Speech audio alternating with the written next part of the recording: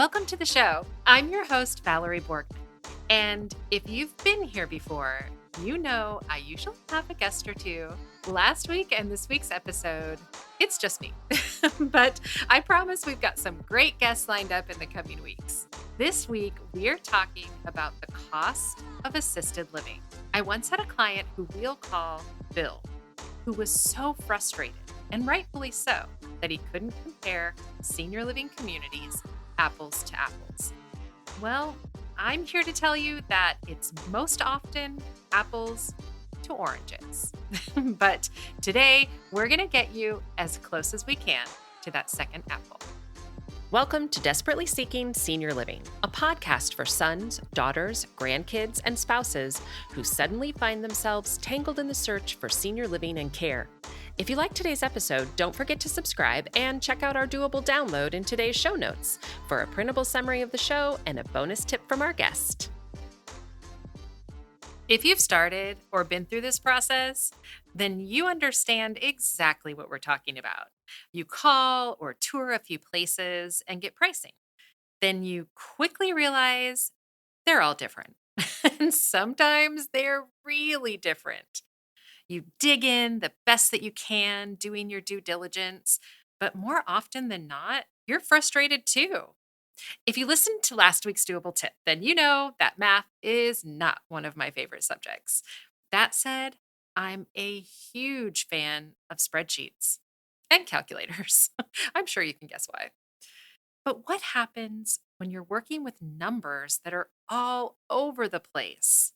Well, then even a spreadsheet may not be able to help. Today, we're going to take a look at two strategies for getting as close as you can to cost comparison with assisted living or memory care communities. Now, I want to pause here because some of our listeners might have been looking into adult family homes, and those are generally different than what we're talking about here. Today, we're just talking about the communities. So let's start by taking a look at what this pricing is that we're talking about. We're talking about apartment rent pricing, we're talking about care costs, and then we can't forget about annual increases. If you have any experience with real estate, then you know what I mean by real estate pricing. Many communities price their apartments according to location of the building, amenities, or even if an apartment is closer to the elevator. Others price based solely on square footage. So this category is actually pretty easy, right? You can easily compare apartment square footages, pros and cons of location and layout. It's tangible. And this is also an area that we're used to dealing with. Where it can get complicated is when we start talking about the assistance, the care needs. The reason it's so complicated is because each community figures care costs differently. So, earlier when we were talking about spreadsheets and how the numbers are all over the place, this is what I was referring to, these care costs. And so, what you're going to see out there is that some communities figure cost based on what they call levels of care. And so, you might have 6 different levels. And then you're like, okay, well, they said that they're thinking it's a level 2 to 4. And so you have this sort of range.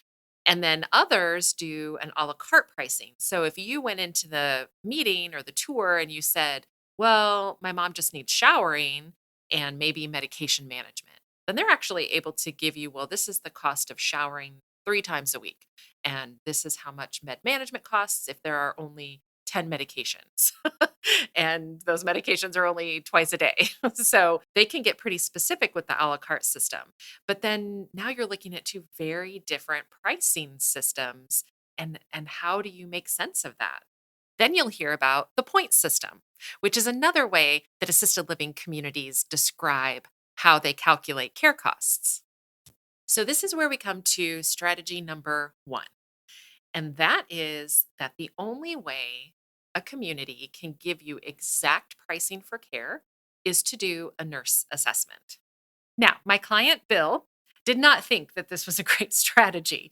And here's why. One, it's going to take you at least an hour per assessment. And This is an in person assessment. So that means that you're bringing your mom or your dad to the community, or maybe the community's coming to you, but it is something that your loved one is involved with. He also didn't think it was a great strategy because some communities will charge you for that assessment if you end up not picking them, or they'll require their deposit money up front before they'll schedule the assessment. So there were a few things involved there that just made it more difficult or complicated than Bill would have liked. I think that sometimes it's easy to forget that these are businesses. And I know when I first started in senior living, I was like so excited. I was going to help seniors.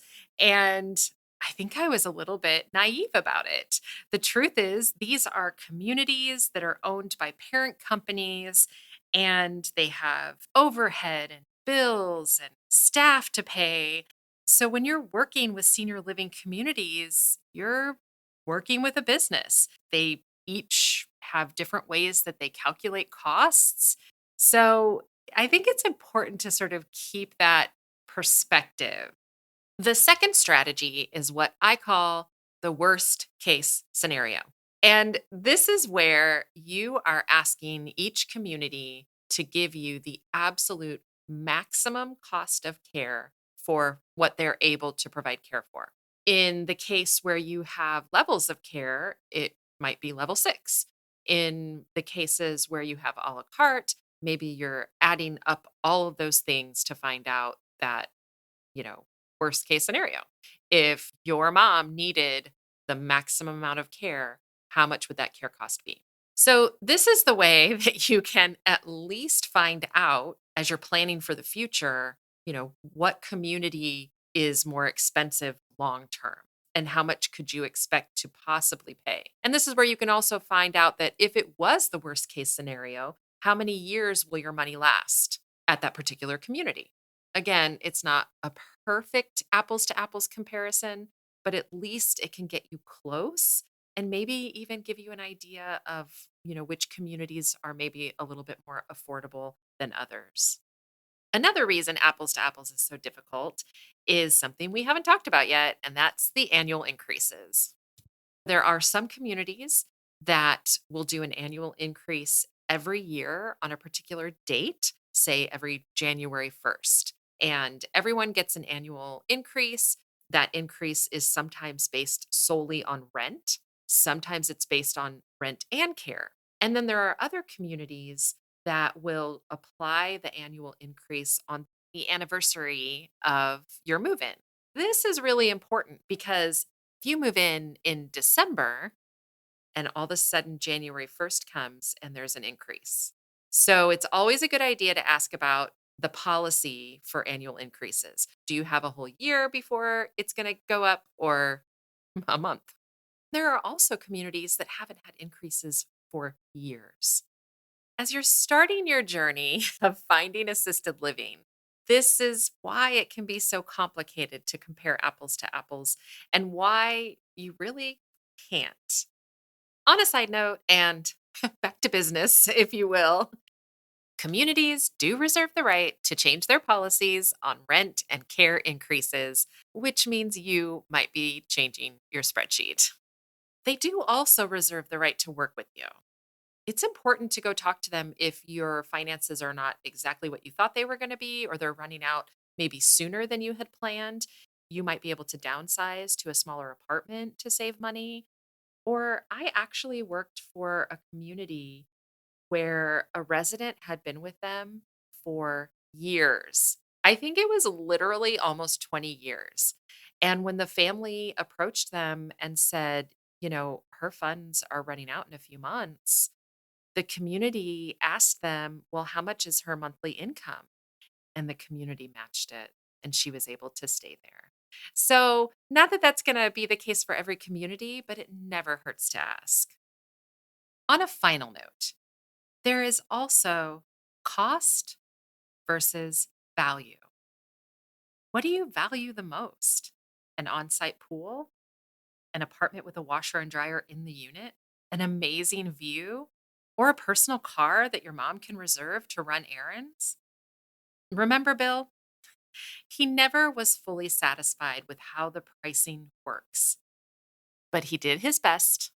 He gathered as much information as he could, and in the end, it was location, the people, a smaller, more intimate setting, and a beautiful river that made him feel good about his decision. Today's episode is brought to you by ClearPath Senior Living Solutions. ClearPath helps families find assisted living, memory care, and other resources. Find our contact information in today's show notes. Check out this episode's doable download in show notes for details, including industry terms and definitions we discussed, as well as a bonus tip from our guest. Have questions or your own tips to share? Leave us a message.